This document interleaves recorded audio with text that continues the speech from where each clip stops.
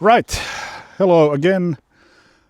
Today I will explain how all the sword guards, the basic ones, how those are born from the circle movement of the sword as defined by Cassani.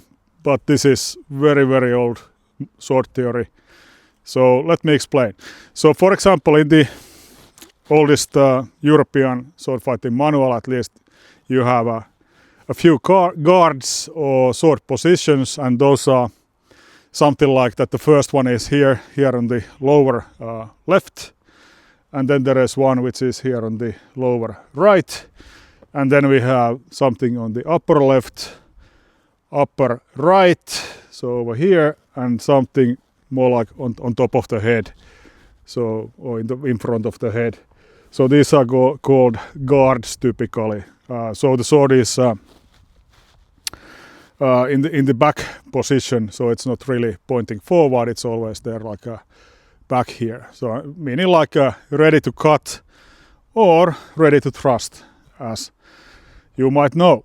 So every cut can be converted into a thrust. So, but why these locations actually? So an easy way to understand that is that when we are using this circular motion with the sword, so this is quite useful if you have a heavy sword and only one hand. So it's kind of conserving the energy if you can use a circle when you move. So if you think about it, if you are just moving the sword like this, can you see what's going on here? So we are stopping here on the left shoulder. We can stop anywhere. We keep rotating. Now we can stop somewhere here on the front of the head or on top of the head. Let's keep circling. Now we are stopping on the right shoulder. Now lower right. Let's circle, lower left. And we can go the other way around, of course. So now let's stop here on the right shoulder, on top of the head, on the left shoulder, left leg, low left. Let's keep going, and lower right.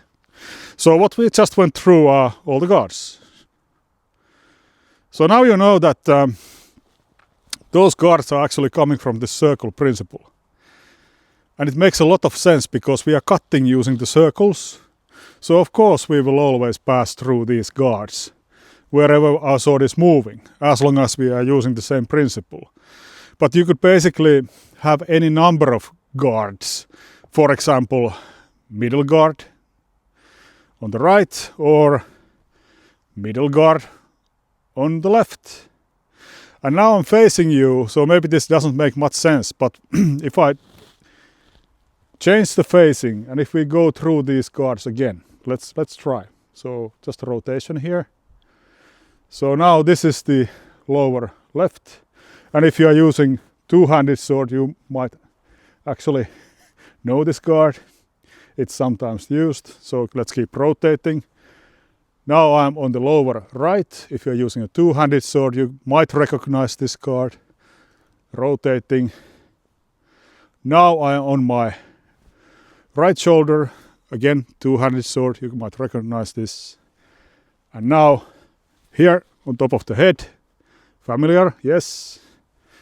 And then the left shoulder over here. So I'm changing to the other direction. So lower left, we are here. This is very common guard with two-handed sword, for example, at least in Japanese styles. Let's keep going.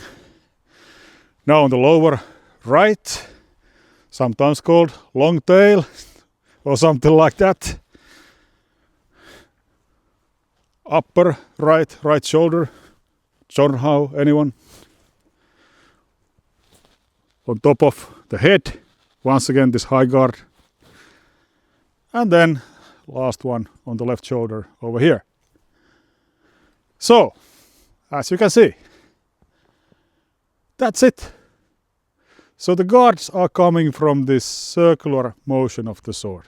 It really is simple. And why these guards? There is no reason for it, really.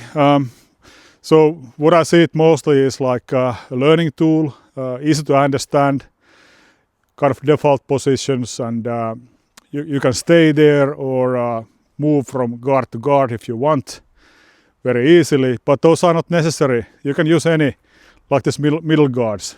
So if we stop here, for example, and just turning a little, you can find this in Japanese swordsmanship. So then you don't know if they're coming from below or high.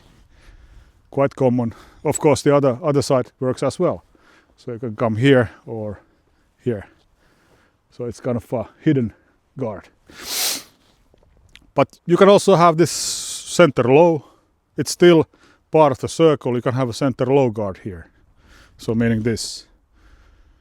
Gedan in Japanese. So it's very common. So anyone here works. Anything works. The only thing is that you will have to understand why you are stopping sometimes to a guard, or why are you changing from guard to guard. And that's a topic by itself. Maybe I will touch it next, but for today it's enough to understand this circle principle and how you can move from guard to guard just by using a circle with your sword.